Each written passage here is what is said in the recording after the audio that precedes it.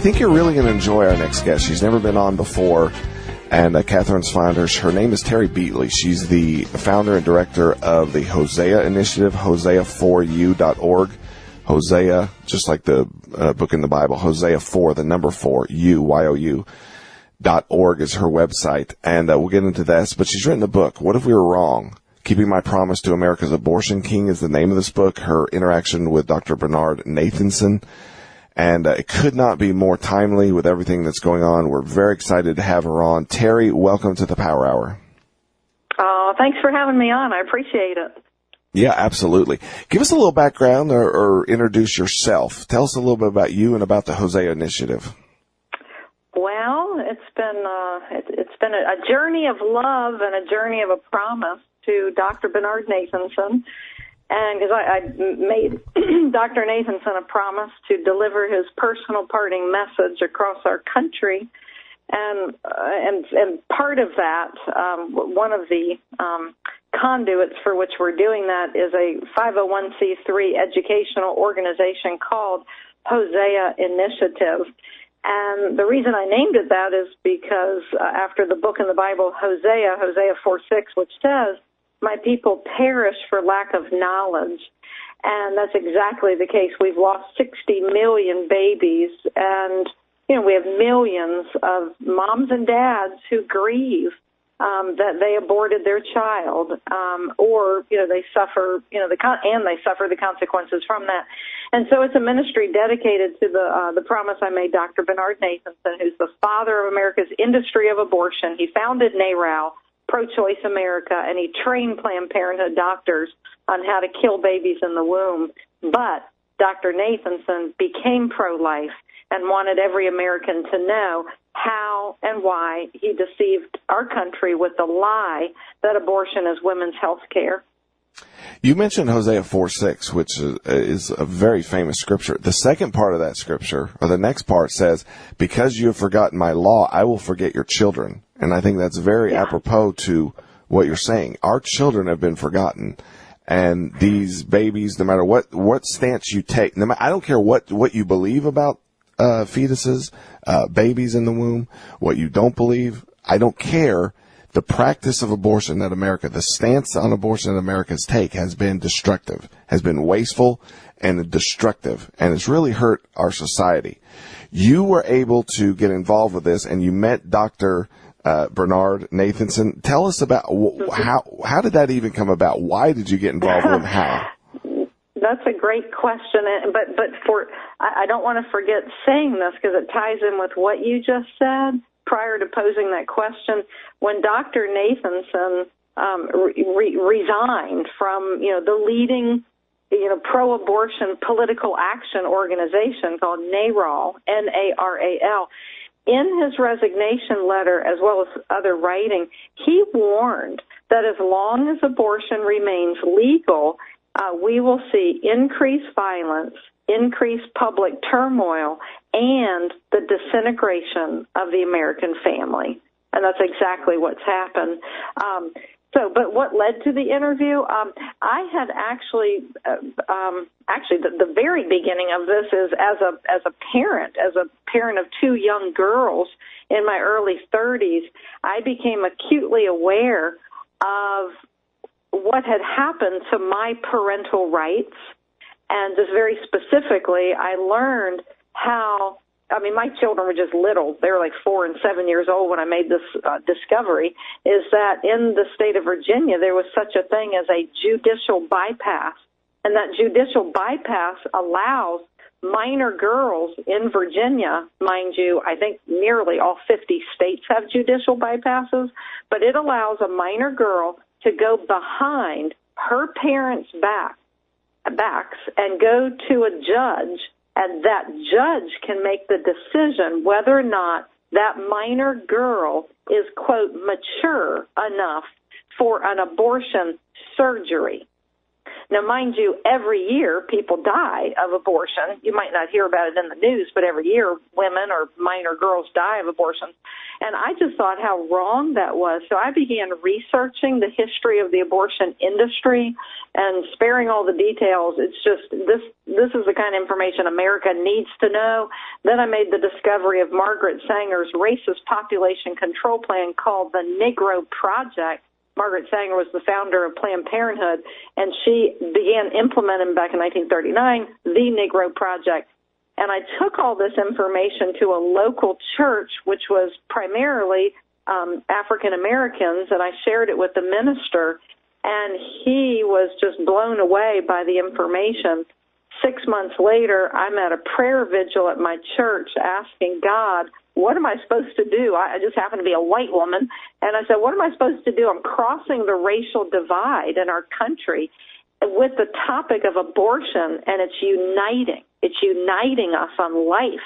And I said, what am I supposed to do? And all I could hear, and it wasn't audible, but you know what I mean, just through prayer, and it came not just once but repeatedly, and it was simply go and interview Dr. Bernard Nathanson. And that was the beginning. That prayer was in November 2009, and I was on an airplane December 1st, 2009, flying up to New York to spend 1 hour with Dr. Bernard Nathanson, who deeply, deeply regretted the culture of death he was leaving behind. Let me interject here. All this information is important. Your story is not only inspiring, but it's critical at this time to me, and most of our audience, certainly. You mentioned Margaret Sanger. You mentioned the black church that you went to. To me, now you tell me your feelings, but this whole abortion question, you just hit on the absolute antidote to any of this. You just absolutely pounded the antidote. More black babies are aborted in America than born. But if the black leaders, if black people, if black churches knew that the genesis of this, the founder of Planned Parenthood, was such an overt racist and eugenicist, that will change this in an absolute instant. Well, go ahead. I agree with you, but I will tell you right now, and I will say this loud and clear with a megaphone, there are many black ministers across America who already understand what I just said, but they are too sold out to the Democrat Party. They're putting party before the Word of God. But I will predict this because I'm not going away. I mean, unless somebody knocks me off, but I'm not going away. God's already shown. No, we're not saying that. Hey, let me stop, Terry. Let me stop you right there. We're not even saying that. We're not even putting that there. We believe that you are protected and you have a mission here, and you're going to do your mission. Absolutely. We're not even going to go there. You are going to do your mission. We're not going to go there, and I almost meant that in jest. But this is what I do know, and God's revealed it so clearly that the life issue is what will unite the United States of America. He's already shown me. I've already walked this walk. And with pastors or without pastors, the people will unite on life when they have the truth. And that's why I named it Hosea 4:6, because it started on that very local level. And then I ended up moving about 2 hours away after I'd made Dr. Nathanson the promise, and I guess we haven't even gotten there, but the promise to Dr. Nathanson at the end of the interview, I said, Dr. Nathanson, if you have a message for America, tell me what it is, and I promise you I will deliver it across our country until it becomes common knowledge or until Roe v. Wade is overturned, whichever one comes first. And I didn't know what he would say. And there was a pause, and then he looked up at me. Keep in mind, he was 83, terminally ill with cancer. And he said, yes. He said, continue teaching America the strategy of how I deceived our country, and then tell America that the co-founder of NARAL, the father of America's industry of abortion, says to love one another. Abortion is not love. Stop the killing. The world needs more love, and I'm all about love now. And I reached over and I shook his hand, and I promised him that I would get the job done. It's now going on 10 years. And we, meaning the ministry, Hosea Initiative, we have everything in place now to teach America. And I think the reason why God's timing on this, because if I had had it my way, this job would have been done 7 years ago. But God's been rolling out the tools, the book. We've got a curriculum. We have all sorts of things. And this is why. I think come November 2020, I'm going to make a prediction. This country has to show God that we go into that voting booth and we vote for a pro-life candidate. And if the political parties only give us one candidate, so be it. But if it ends up being life or death, we, the United States citizens, we have to show God we vote for a pro-life America. I'm getting chills as you're speaking, and I can feel the power of what you're saying. Choose life. And I think it'll be what you're saying, correct me if I'm wrong, this will be a metaphor to what the future of America looks like. Are we going to choose life or are we going to choose death? Right. But I truly believe this because of how God's been working in my own life and the timing, and I wish we had time to actually go into all the details. It's probably going to be book number 2, but that'll happen probably in the year 2021. God has shown up in so many different ways, making it so real that, I guess you'd say confirmed or affirmed that he wants America to know the legacy of Dr. Bernard Nathanson. Dr. Nathanson, he called himself the keeper of the abortion industry keys. He knew where all the skeletons were. I'm not talking about the babies. I'm talking about the lies, the propaganda on how they tricked our country back in the late 60s and early 70s. And you just watch. We're going to see the biggest God victory for this country. I'm predicting it now that by the time this is all said and done, the average American will know the truth. But then they have a decision to make. Are they going to support lies and propaganda and all that and a culture of death? Or are they going to say, God, I'm sorry? People of faith. If people of faith, everybody makes mistakes. All we have to do is say, Lord, I'm sorry. And for all the people who are not believers, they can still support a culture of life. But the thing is now they don't, so many people just don't have the history of how this country, and I'm including the justices as well, they don't have the truth of how we got duped. Let me go back quickly, and then I want to go directly to Dr. Bernard. Margaret Sanger, the Negro Project. What was the Negro Project? Describe that in just a couple minutes. So people, I think that has to be out there. Absolutely, and this is fundamental because this culture of death started with Margaret Sanger, and quite interesting, by the way. She began her dirty deeds. This is the founder of what we know today as Planned Parenthood. Back then it was called the American Birth Control League. She started her dirty deeds in 1916. And so you can understand what I mean by this. In 2016, she had her 100th year anniversary, but God showed up. Okay, I look at that as that's her one and only century. We are now appropriating the victory to crush what she did, not only to America, but to the world, because there's such a thing today. It's called Planned Parenthood Federation, and they are spreading this culture of death all across the globe. So Margaret Sanger, 3 words can sum her up. She believed in and practiced promiscuity, and she promoted it, okay, because she did not believe in God. She hated Christianity. She most particularly hated the Catholic Church. Okay, but she believed and spread the gospel of promiscuity. Number 2, she was a eugenist. She believed that she could build a race of thoroughbreds. She could weed out people she deemed less desirable, and she believed in controlling births, which is slightly different than eugenics. She believed in all the sex she wanted, but then she believed in controlling births and eugenics. And she began her dirty deeds in the 19-teens. She formed American Birth Control League in 1921, and then by 1939, she had implemented what was called the Negro Project. She had duped some of the top leading, back then it was called Negro organizations, including top clergy. Clergy that even suspected suspected that she was a racist, but then she bypassed the ministers and got to the wives and convinced the wives of the black ministers that she was all about helping the women and the children and all this. That was a lie straight from hell. The Negro Project was designed to specifically and drastically decrease the black population, if not completely eradicate it.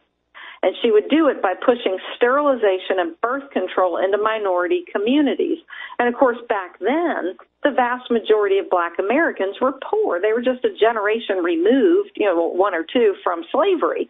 And then her problem was by the time she invented the pill, or her people did, she financed it to a large degree, in 1958, it was the very people she didn't want contracepting, white, middle class, and upper class, so they were taking the pill and the black people were not.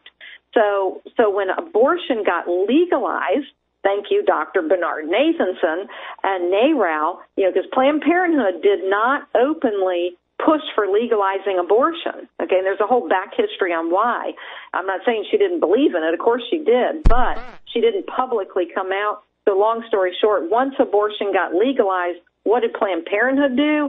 They now jumped into the abortion business. That's the new brand of women's health care, quote, end quote. And she put her abortion mills in, she was already dead in 1966, but Planned Parenthood put the abortion mills into the minority neighborhoods. And today, they have the abortion industry has killed about 21 million black babies in America. That information, that little, however long, 3-4 minutes, that is, the black community should be enraged. All people, but especially the black community should be out of their minds, ready to hang somebody for what you just said. Well, they need to hang the Democrat Party. Okay, that's what they need to hang. And the other thing is this, Dr. Bernard Nathanson, and the reason I'm so fired up about this is because Nathanson admitted to fast-tracking Margaret Sanger's Negro Project.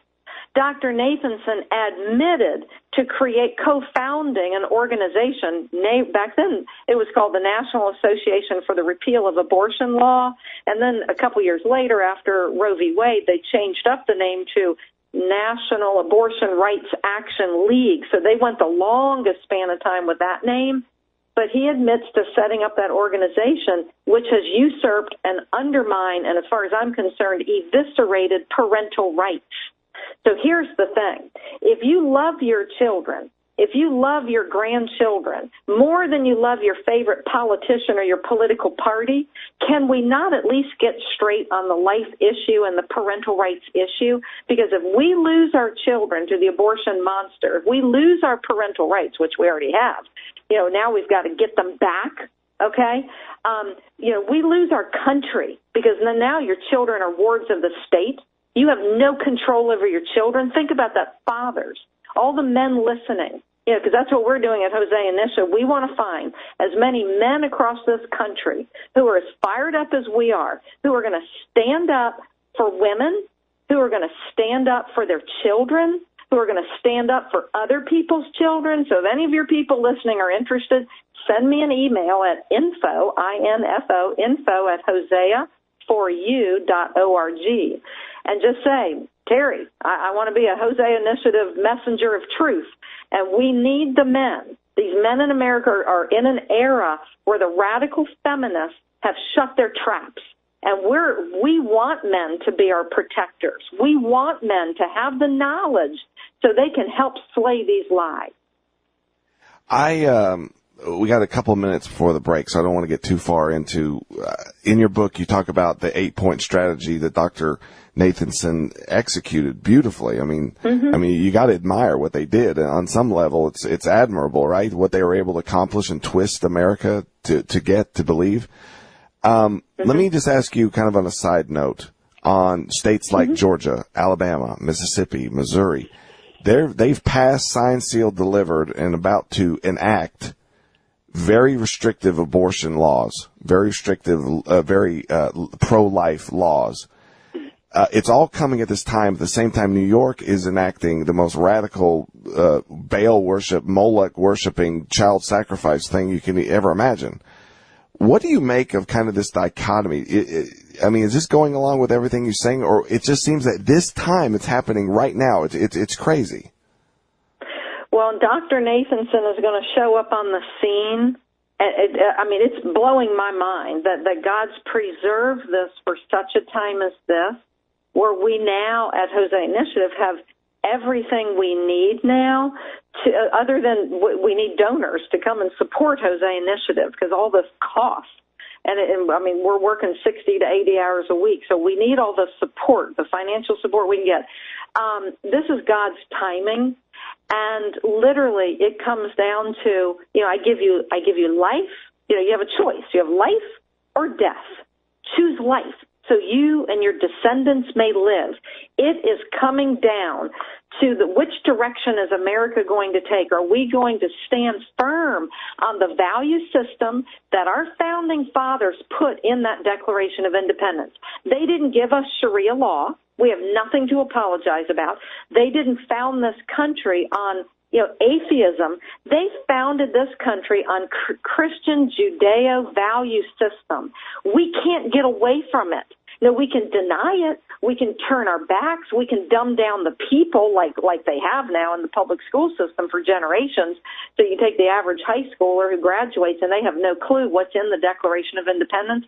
But here's the good news. If we get the people educated, the value system for which America must operate is right in the Declaration of Independence. And the Constitution is tied to the Declaration. They date back the Constitution to the signing of the Declaration of Independence. So hallelujah, there's only one God that they're referring to, and it's not the God of Sharia law or Islam, right? And so my point is that the good news is it's not too late. We can get the people educated by November 2020. And I pity the party that doesn't put up a pro-life candidate, because they will be defeated.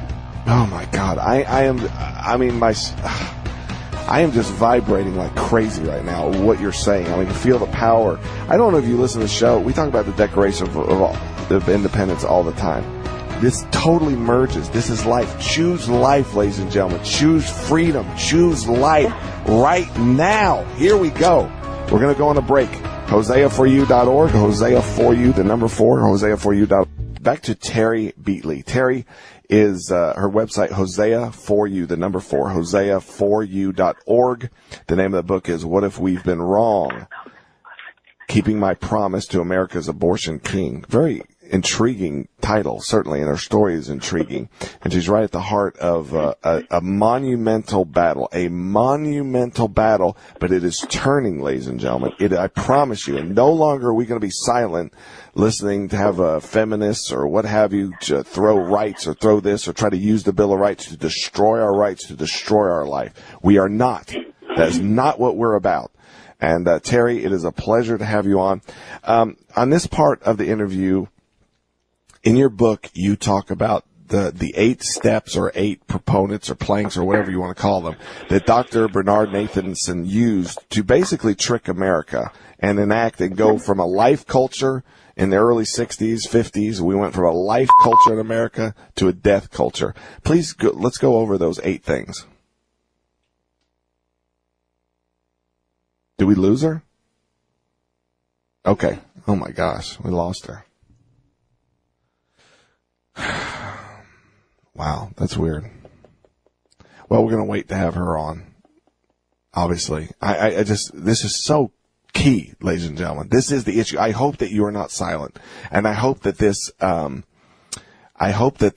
show gives you ammunition to talk to people. If you come up with conversations, you don't want to have the whole abortion debate with people. You know what you can say? The Planned Parenthood was started by a eugenicist that started the Negro Project and wanted to get rid of all Negroes and said they were weeds. You could just say something little like that, and they'll be like, what? it's a paradigm shifting idea. It's an antidote. It's kryptonite to this death culture, especially in the black community. I mean, they should be ready to hang. They should be ready to burn Planned Parenthood buildings. I mean, I'm not advocating it, but that's what I would feel. That's what I would want to have happen. I do anyway. That's another story anyway. Let's get Terry. You back? I am back. Yep. Okay. Let's go over the 8 planks or 8 whatever they are that Dr. Bernard Nathanson used to trick and deceive America and get us to fall for Roe versus Wade. Okay, and before I do, I want to encourage everybody, go to abortionking.com. That is my book publisher. I want people to go there because when they get the book from Amazon, they take 50% of the profits from the author. So I want people to get the book from abortionking.com. That's my publisher. Same price, abortionking.com. We have ebook, soft and hardback, and the only thing you need from Amazon is if you have to have an audio book, it's over there on Amazon, okay? All right, so abortionking.com. The 8-point strategy, this is what Dr. Nathanson wanted everybody to know. And in fact, we've actually put the 8-point strategy in a little booklet. And our goal before November 2020, what I'm about ready to teach your listeners, this is in a little tiny booklet, retails for something like $3.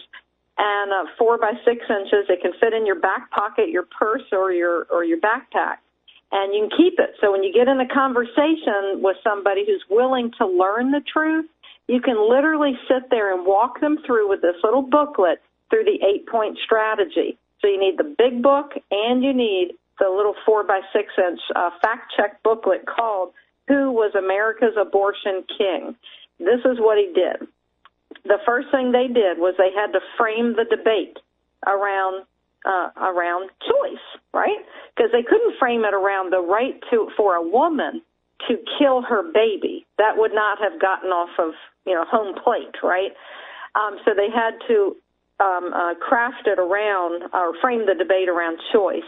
And any good lawyer knows that if you're the first ones out of the gate framing the debate, you can usually win it because nobody else is prepared for the arguments. Okay. Number 2, they came up with the different slogans. My body, my choice. Abortion is a personal decision, all that kind of stuff. And I'm not saying they invented all the slogans. Of course they didn't, but they literally hired a public relations firm in the city of New York. That's where NARAL was formed, organized. And they hired a PR firm to come up with this 8-point strategy.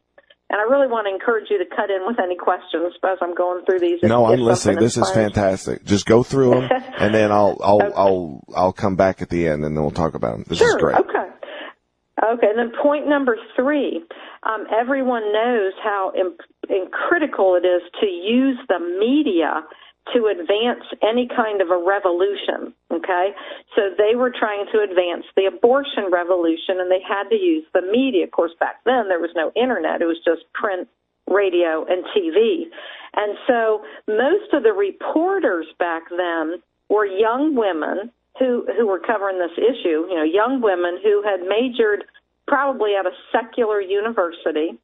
And for the sake of time, there's more to share about that, but we'll cut the details. And Dr. Nathanson, of course, he was an OBGYN, and he's the medical face of the pro-abortion movement. So if he's sitting there at a press conference with 50 young female reporters, they believed everything this man would tell them. They would rarely go and do any research on what he was telling them, if any at all. And so what would he tell them? Oh, and by the way, for the reporters, they had already been opposing the Vietnam War, for a couple years. And so it felt good to be for something. They were no longer having to oppose, because we all know, fake news was out there and they all have their own personal positions, which they were advancing.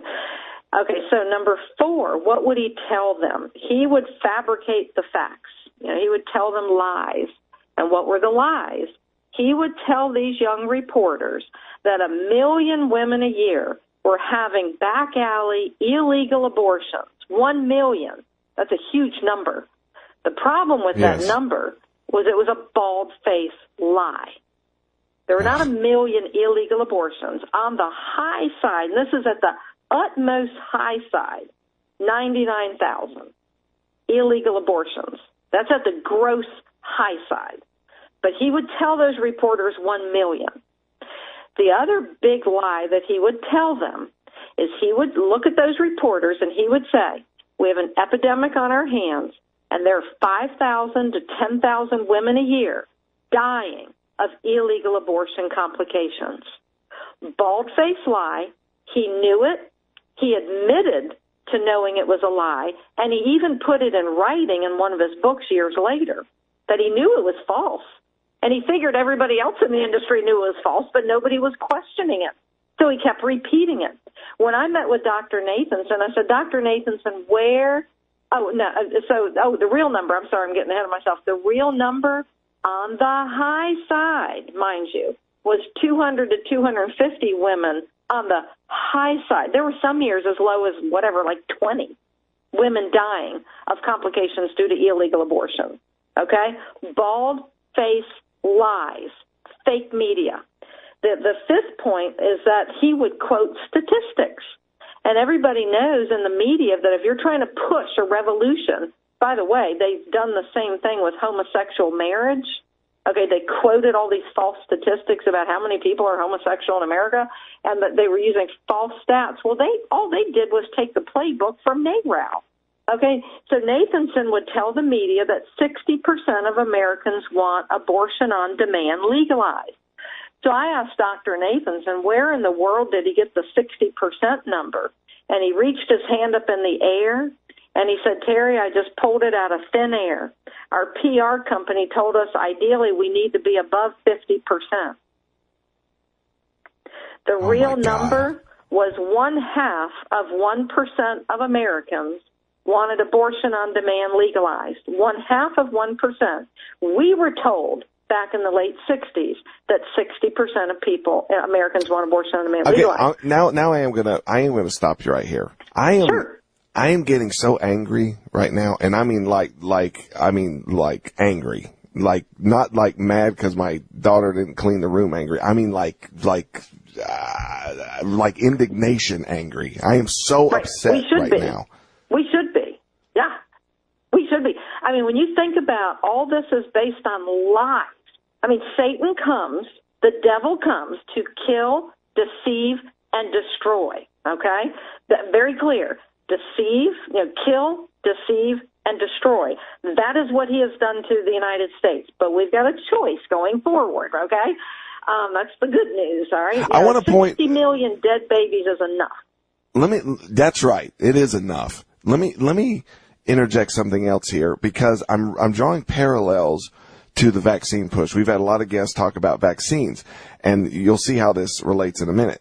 My brother-in-law talks about was going back and forth with my wife on social media. I don't even like to get involved, but I mean, pretty heated back and forth. And it was like he had taken PR classes straight out of Merck or something, straight out of the vaccine industry. And the words he would use: you're anti-science, you're a pseudo religious beliefs. You don't know what you're talking about. You're in danger. It's like, oh my gosh, these talking points. Where did he get this out of an ad firm or something? This is unbelievable. Yeah. But then he would spout these lies about vaccines have been proven safe and effective. This and this and this happens. The measles are going to do that, and all these. And you go look at it. Every one of them is a lie. Is a damnable lie. A damnable lie. Is it basically what you're saying here? It's the parallels with that, the parallels with the the whole slave industry, the parallels with so many of the things that have happened. Yeah. So, but the beat goes on, and they needed to repeat the lies often, and that's point number 6. Repeat, repeat, repeat. So it's true. Fake news is real. So the dumbed-down media, these lazy reporters, and maybe personally they were for abortion, so therefore they didn't really care probably if they had the facts or not. They had the leader, the medical leader of the abortion movement in front of them, feeding them, all this fabricated, all these lies. And that's all they had to do was just advance it and keep dumbing down. And by the way, the PR firm, there were reasons behind almost all of these points that I'm going over, because it was to appeal to a certain aspect of our nature. And so this idea of choice, Americans love choice. I was in the grocery stores like a year and a half ago trying to get a quart of orange juice, and there's this older man, like 90 years old, looking at all these orange juice choices, with pulp, without pulp, with pulp, with calcium, da-da-da-da-da. And he said, I just want orange juice. So Americans are so used to choice, and it sounds so positive, but they chose that word choice very carefully, very carefully. So point number 7 was Dr. Nathanson would have to justify decriminalizing abortion. He'd have to rationalize it. And he would say, look, the women who are going to have abortions, they're going to do it anyway. Whether it's legal or illegal, they're going to go have an abortion.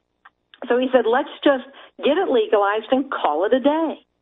Well, common sense tells us, that ain't right. If you legalize something, what does it do? It drives up demand. So once abortion became legalized, and of course the lie they were using back then, as they still do, it's just a blob of tissue. It's just a clump of cells. And so women were now, well, wait a minute, I don't want this thing because it's just a clump of cells and I'm not ready to become a mother. Well, they ignored the fact that they were already a mother because they had a baby growing inside them, but they were told it's just a clump of cells. So what happened, as soon as they legalized it, it drove the demand from on the high side of 99,000 over 1 million, pushing 1.5 million legal abortions. Oh, yeah. My God. Okay, and then point number 8, which we'll probably have to take some time going over this one. It was called the Catholic strategy. And because they organized in New York. What does New York have but lots of Catholics? And so NARAL needed a political victory because when they formed back in the late 60s, by the early 1970, January 1970, there was a really radical pro-abortion bill, not as radical as what they just passed up in New York, but this one, I think, allowed abortions through the 24th week. So New York had a 140-year-old law on the books that protected babies in the womb. So NARAL organized a very fractured abortion movement under the banner of NARAL, and they became the face of that abortion movement. Dr. Nathanson went to Planned Parenthood and begged Planned Parenthood to join with NARAL to try to overturn the anti-abortion law in New York. Planned Parenthood refused. So what happened is they had to figure out a way to deceive enough Catholic voters. By the way, they flipped that law in New York in 18 months with the propaganda I just told you.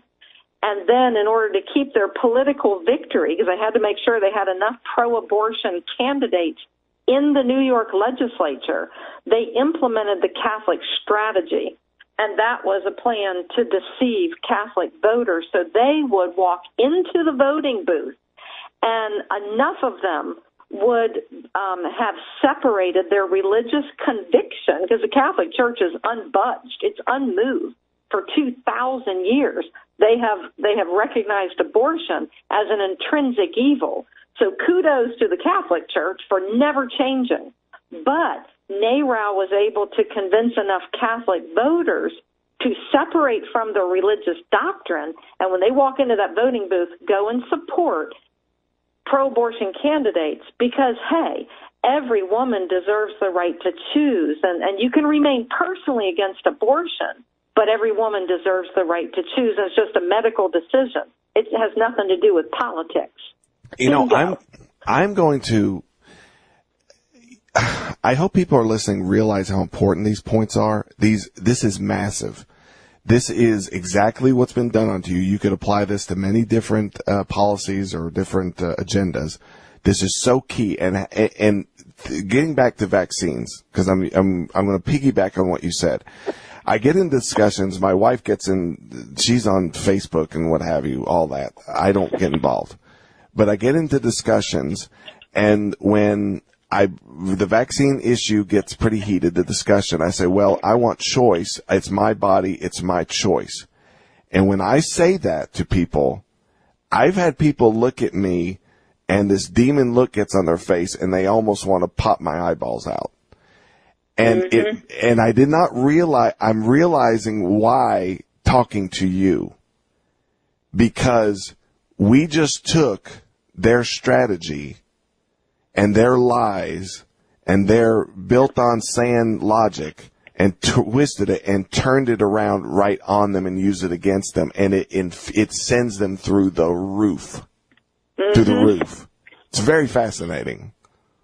Oh, yeah. I mean, when you think about the effectiveness of their deceptive strategy, I'm talking now about the abortion industry, but like you said, the same things apply to the vaccine industry. It's been so effective. That's one thing we should glean from them. But we know the God we serve, and all we have to do is speak the truth, and enough people will respond to the truth. Yes. That's it. Yes, Terry. But we have been to silent. be liberated with the truth.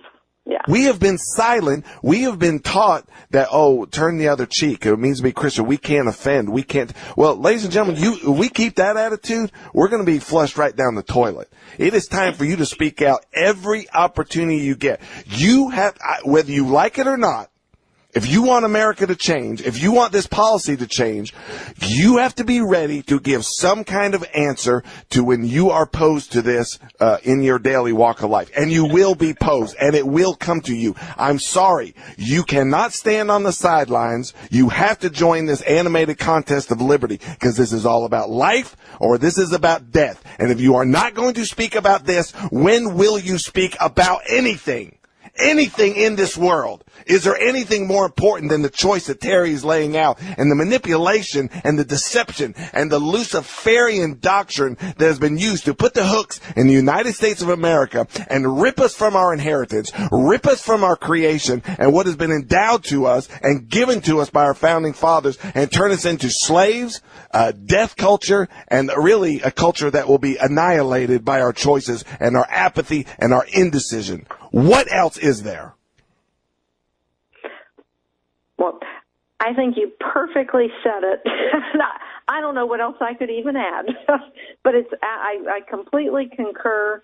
And my apathy, let me just tie this back in with Dr. Nathanson. I'm